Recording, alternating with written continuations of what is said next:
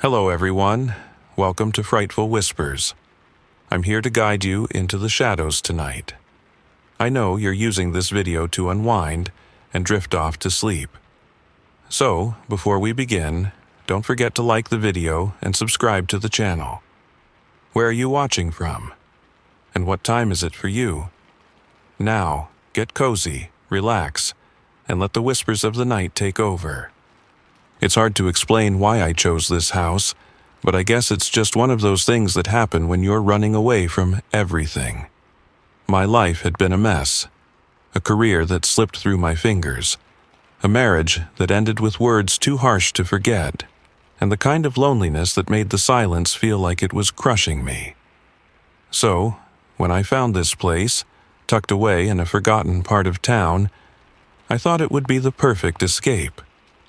No noise, no people, just me and the solitude I thought I wanted.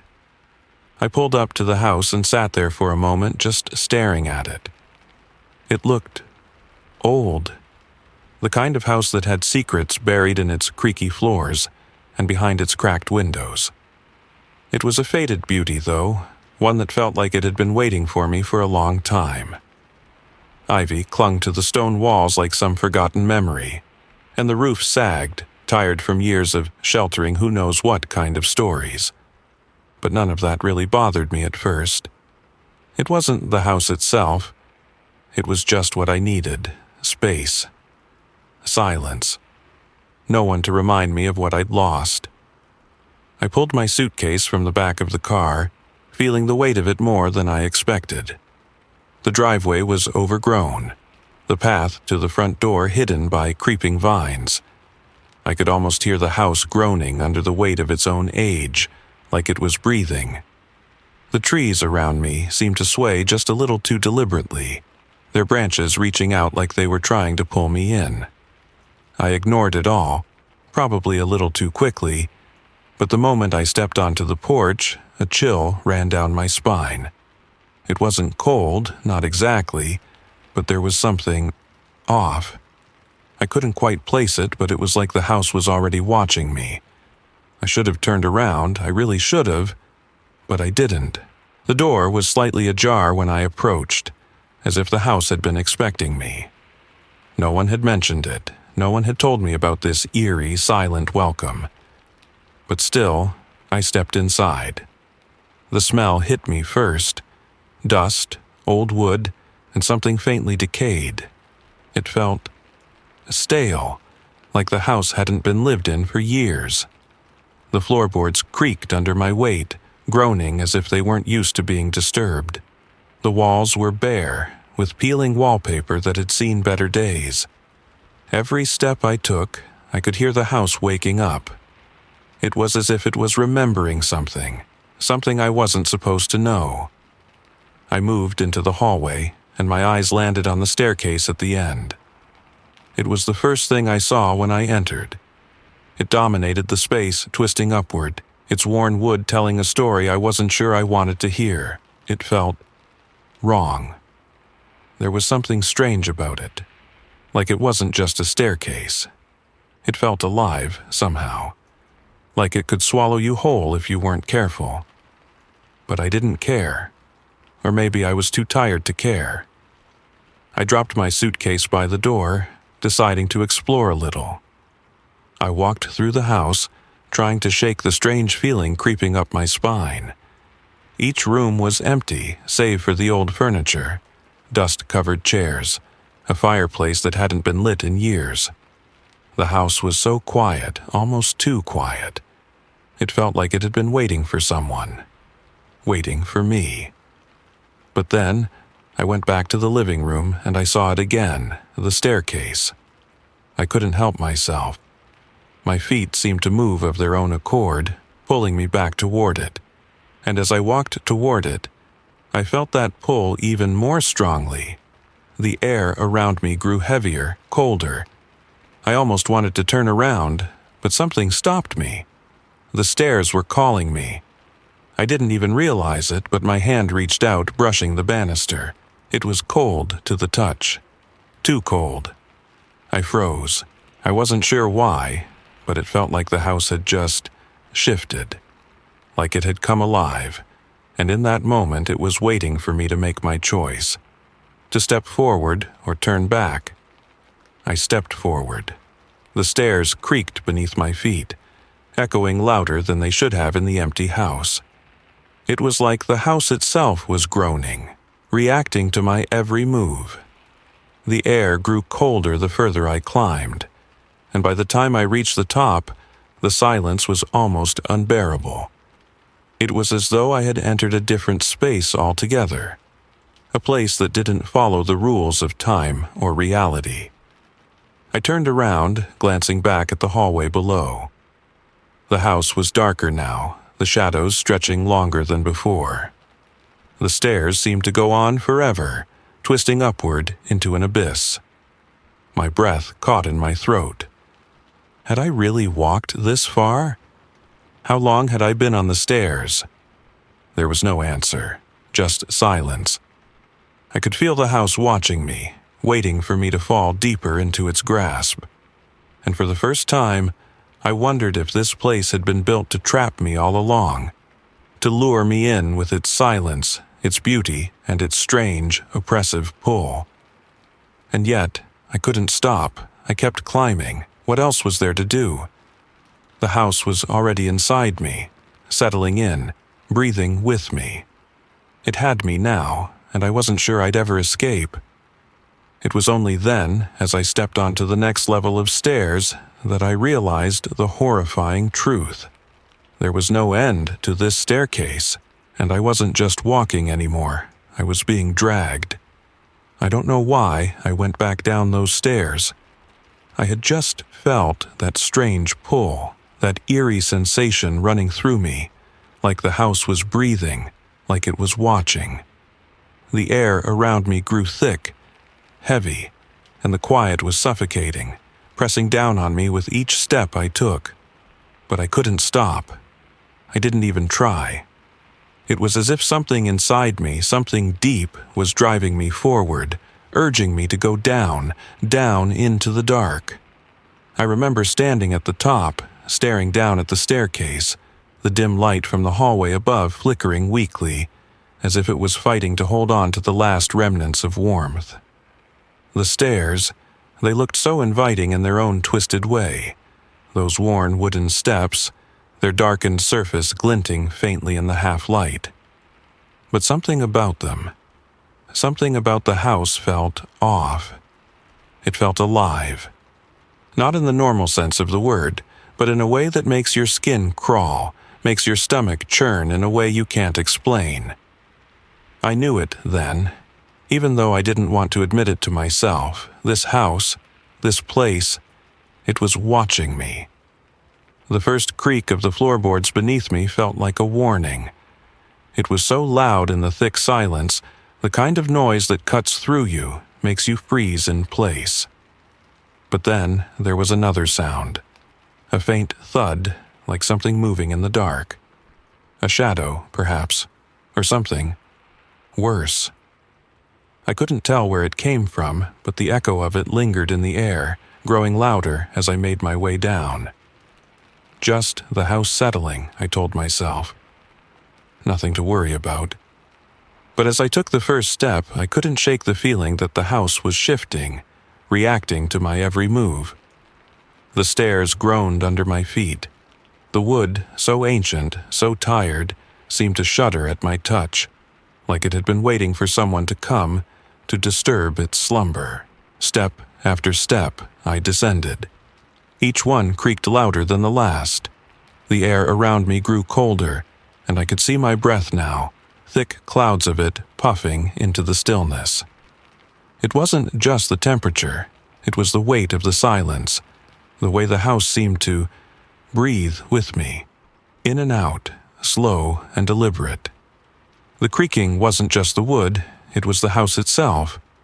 Every movement I made seemed to stir something in the air, something ancient that had lain dormant for years. I glanced back once, almost involuntarily, to the faint light above. The hallway looked so far away, so distant. I felt like I was already in another world, another place entirely, where time didn't exist and the walls were closing in. The house had its grip on me now, and there was no turning back. And then I heard it again, the sound of footsteps. Soft at first, barely audible. Were they my own, or was someone else down here with me? No, it couldn't be. I was alone. I was sure of it. But as I kept moving, the footsteps grew louder, closer, until it was as though they were following me, echoing off the walls, their rhythm matching my own. Stop it, I thought. It's just your mind playing tricks on you. But I couldn't shake the feeling. My pulse quickened, my breath shallow, but my feet kept moving, dragging me downward, down into the abyss. The temperature dropped again, this time with such intensity that I could feel it cutting through me, a sharp, biting cold that gnawed at my bones. I couldn't see anything clearly now. It was as if the darkness had thickened, swallowing the light, pulling me into its depths. My thoughts began to scatter, unraveling as I stepped lower. The air felt wrong, heavy, suffocating, like it was pressing against me, pushing me deeper into the house's clutches. I could see it now, the bottom of the stairs just ahead. But something wasn't right. The space below wasn't familiar. I had expected to see my living room, my front door, the furniture I had carefully chosen for this place. But no, the room looked wrong. It was bathed in a strange, dim light, an unnatural glow that made the shadows stretch too long, too far. The furniture was in the wrong place. The walls were different. The very air felt thicker. Had it always been like this? I didn't remember the room looking like this. But it was my house, wasn't it? I stepped down again, my foot landing on the next stair, but as I did, the world seemed to tilt, like the ground was shifting under me. I staggered but didn't fall, my hand gripping the banister for balance. The house groaned, like it was alive, and for a second, I felt the walls around me pulse. It was as though the house was breathing with me. Inhale, exhale, slow, deliberate, waiting for something. The darkness in the room below was closing in on me, wrapping around me like a suffocating blanket. The door at the bottom, the one I had seen before, was wrong now too. The frame was cracked, the wood warped, and the shadows pooled around it, thick and unnatural. The house wasn't just a house anymore. It was something else, something alive, and I had become a part of it. I reached for the door, my hand trembling as I touched the cold handle. A sharp chill ran through me, like 1,000 needles piercing my skin. And then I heard it. A whisper. It was so faint, so soft, that I almost didn't catch it, but it was there. It slithered through the air, brushing against my ears, too close, too real. You shouldn't be here. I spun around, but the room was empty. It was just me, the cold and the darkness. I wanted to scream, wanted to run, but my legs wouldn't move. The air was too thick, pressing down on me. I felt the walls closing in, pushing me further into this maze that I couldn't escape. The house had me, and there was nothing I could do. I turned back toward the stairs, but they weren't just stairs anymore. They were part of the house, part of the thing that was holding me here, trapping me in its grip, its endless, suffocating loop. And I realized then, with a cold certainty that settled in my gut, I would never leave. The house had claimed me, and there was no escape. I don't know why I thought I could escape. Maybe it was the door, that fleeting glimpse of freedom. Or maybe it was the sheer, overwhelming terror that had been building in my chest since I set foot in this house.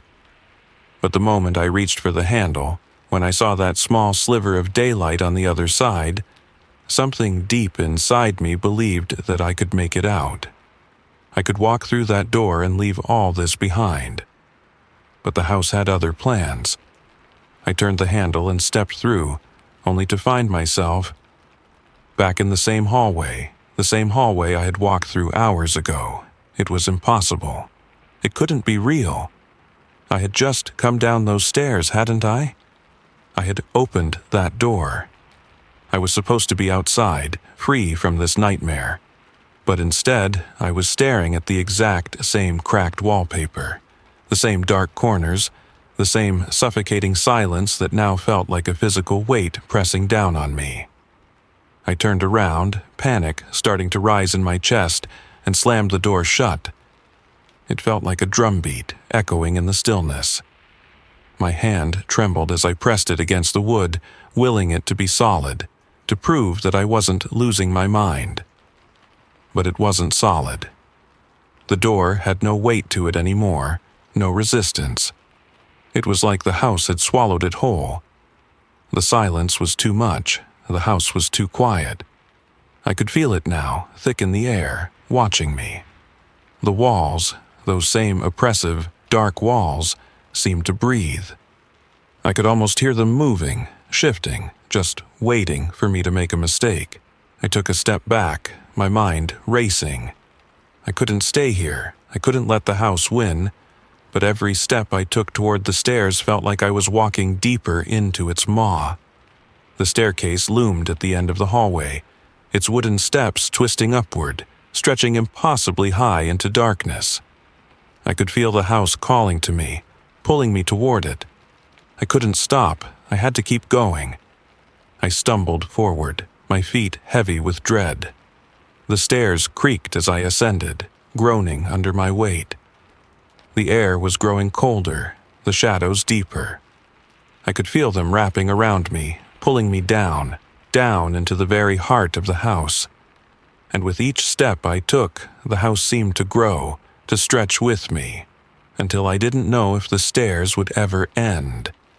The wood beneath my feet felt more alive now, shifting, vibrating as though it was part of something else, something that wasn't bound by the laws of the world I knew. And then came the whisper. It was so soft at first that I thought I had imagined it. A breeze? No. A voice. A whisper, just on the edge of hearing. I froze, my breath catching in my throat, and listened. But all I could hear was my own heart beating, louder than the silence itself. Still, the whisper came again, this time more distinct. You can't escape. My breath hitched, and a cold sweat broke out across my skin. The voice, it wasn't in my head. It was coming from somewhere deeper, somewhere beneath me. The house had been waiting. It had known from the beginning that I would try to leave. And now it was pulling me back in. I took a step back, away from the stairs, but the floor felt wrong beneath me. It was shifting, changing. The very air around me seemed to distort, like I was standing on the edge of something impossible. I looked around, desperate for something familiar, but the house had changed again. The living room, the door, even the walls, they were different.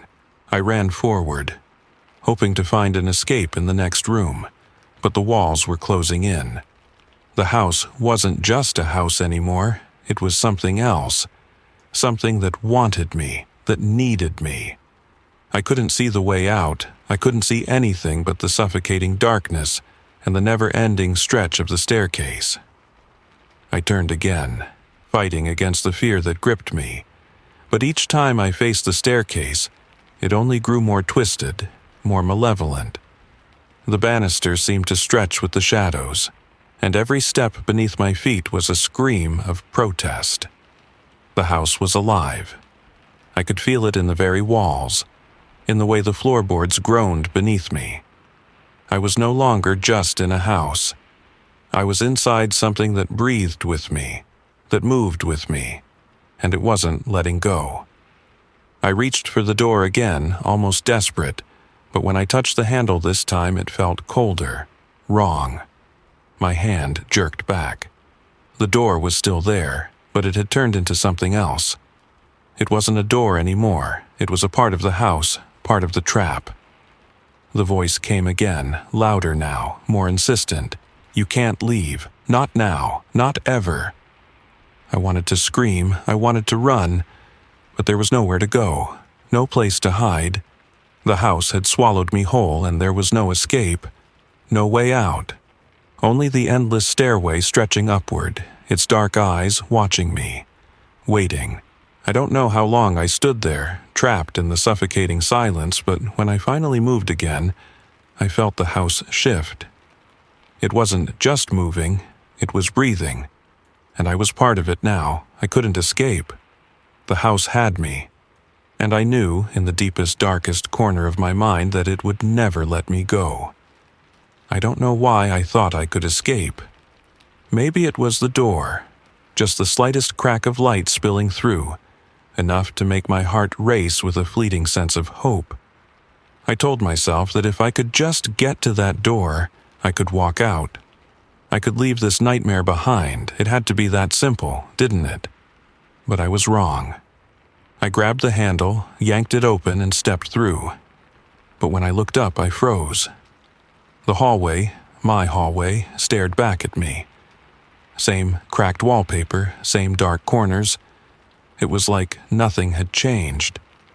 How could it be? I'd walked through that door. I was supposed to be outside. I had left. But there I was, standing in the exact same place, staring at the same walls. I stumbled backward, my pulse hammering in my chest. No, this wasn't real. It couldn't be. I opened the door again, desperate, and this time I saw nothing but blank space, the door frame swallowed by the darkness. I slammed it shut, my hands trembling. It wasn't real. The house was changing. The house was moving. I turned around, fighting the panic that threatened to overwhelm me, and there it was, my path, the stairs that had tormented me from the beginning. They stood before me, their presence just as chilling as it had been when I first laid eyes on them. The stairs, those endless stairs. I could feel them calling to me again, pulling me, urging me forward. I couldn't stop myself, even though every instinct screamed for me to run. But there was nowhere to run, nowhere to hide. I moved toward the stairs, feeling my legs move against my will, as if the house had already claimed my every step. Each one I took echoed through the stillness, the groans of the old wood reverberating in the hollow silence. It wasn't just the sound of creaking wood, though.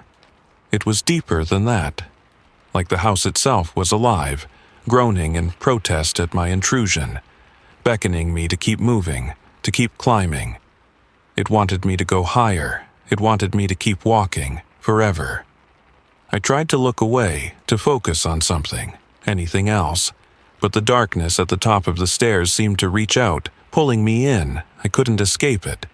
There was no getting away from this house. I knew it now. The moment my foot hit the next step, the house shifted. I felt it. A subtle, almost imperceptible change, but it was enough to make me stop. I turned to look back down the stairs. The hallway had vanished. The door I had just opened wasn't there anymore. There was only the staircase, stretching upwards, endless, pulling me into its grasp. I could hear it now, the house's voice, faint but undeniable, a whisper that seemed to come from everywhere and nowhere at once. You can't escape. It wasn't in my head, it was real. The house knew. It had been waiting for me all along. I stumbled back, trying to find the strength to turn around and run. But when I did, I saw it. The reflection. It was there, staring back at me from the floor.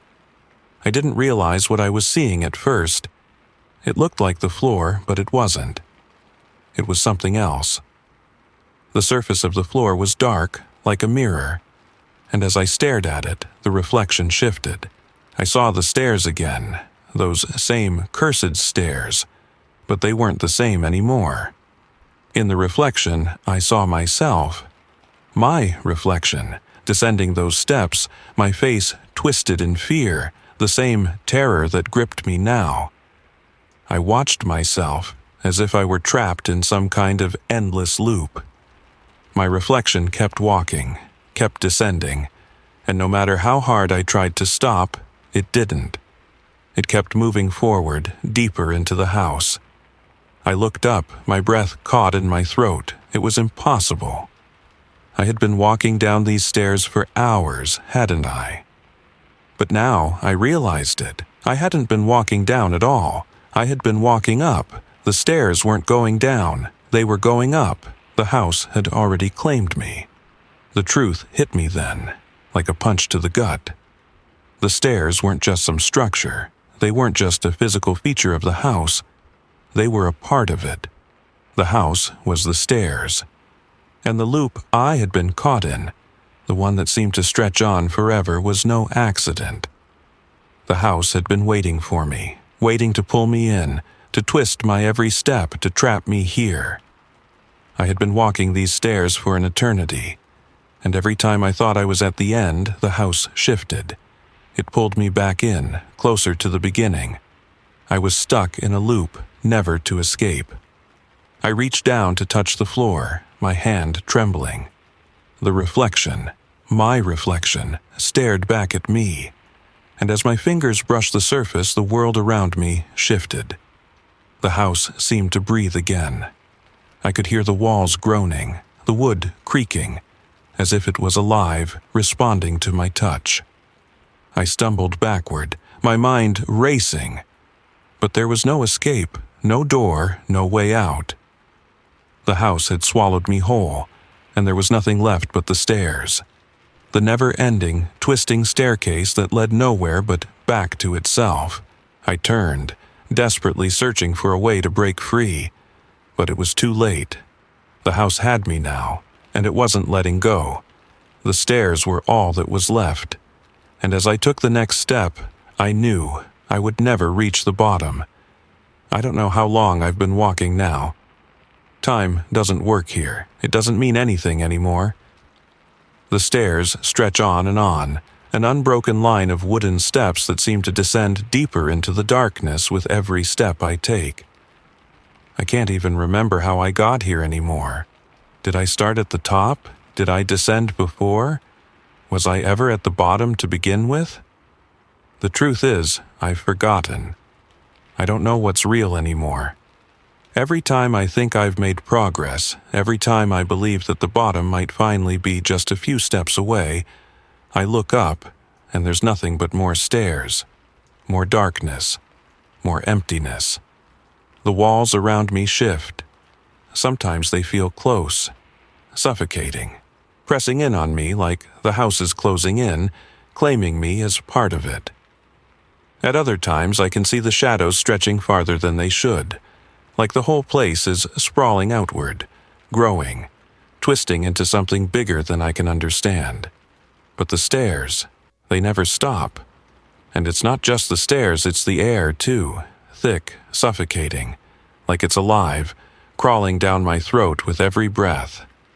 The house breathes with me, as if it's feeding on my every exhale, growing stronger the longer I'm here. It knows me now. It knows my thoughts, my fears, and every time I think I have figured it out, it shifts, pulling me deeper into its grasp. Every time I think I've found the way out, it moves the walls, it moves the stairs, and I'm right back where I started. I've tried to scream. I've tried to shout for help, to break free, but the sound is swallowed by the silence, by the house itself. My voice gets lost in the air, disappears, leaving only the sound of my footsteps echoing in the hollow space around me. Every step I take, every creak of the wood beneath me, feels like it's been heard before, like it's happened before, like it's going to happen again. There's no way forward, there's no way back. And then I see it. For the first time, I'm aware of it, the reflection. It's not the stairs that catch my attention, not the never-ending path before me. No, it's the floor, the wood beneath my feet. I hadn't noticed before, but now I can't look away. The floor isn't just wood, it's like a mirror, but not a clean reflection. No, this mirror shows something else, something darker. I see myself, but I'm not me. I'm a twisted version of myself, walking down the same stairs, my face pale, my eyes hollow with terror, just like I am now. The reflection, my reflection, keeps walking, keeps descending into that endless void of darkness, just as I have been. And every time I think I've escaped, I see it again. The loop. It's me, and yet it's not. It's a reflection of everything I've done, of everything I've tried to leave behind, and I'm caught in it. I know now that the stairs don't lead anywhere. They don't go up or down. They just exist. They keep you moving, keep you thinking there's an end, but there isn't. I've tried to move faster, to outrun it. But no matter how quickly I climb, the stairs just stretch further. No matter how hard I push myself, I'm always the same distance from the end. It's always just out of reach, and the house knows this. The house is feeding on it. It's feeding on me.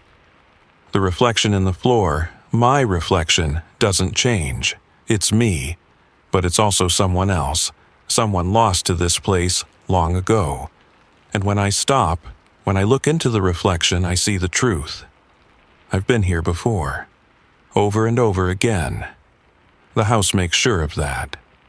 Every time I think I've found the end, it brings me back. The stairs twist, the walls shift, and I'm always walking, always moving, forever trapped in the cycle. There is no way out. I can feel the house tightening around me now, pulling me in, the air thick with its presence, suffocating. The stairs, they're endless. I've become part of them now, part of the house, and every step I take only drags me deeper into its grip. It has me. It always has. I'm not a guest here. I'm not even a prisoner. I'm just part of the house, part of the never-ending loop.